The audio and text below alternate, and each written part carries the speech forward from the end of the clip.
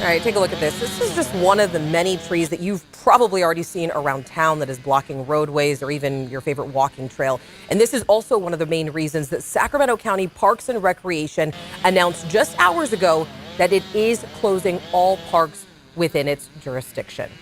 Now, the closures start tomorrow. No one is allowed in the parks. That includes unhoused people who live in the parks.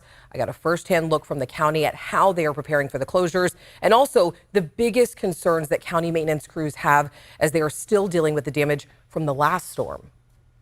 And why make this call, to shut down all the parks?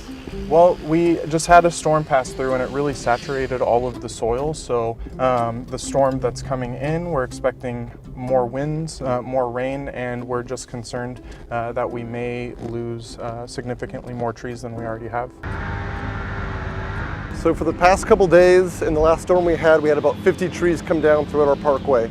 Is that significant? That is very significant. And what are you expecting for this next storm coming in? What are you guys doing? So with more rain and more wind coming, the ground is saturated, and so we're really concerned we're going to lose a lot more trees. So safety being our number one concern, we're concerned of a lot of trees coming down in this next storm.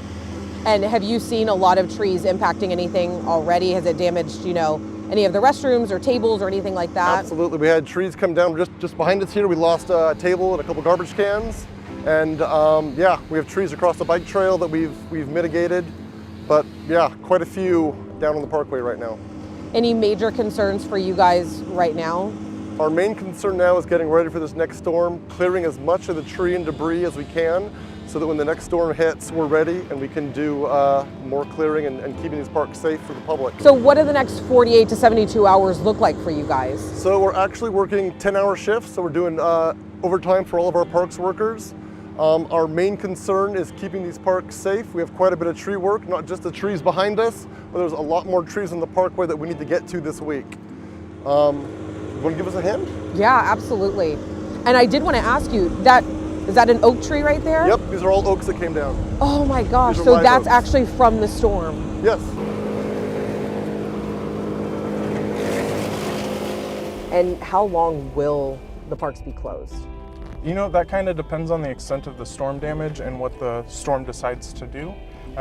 We have them planned to be closed Wednesday and Thursday with the potential to also be closed on Friday.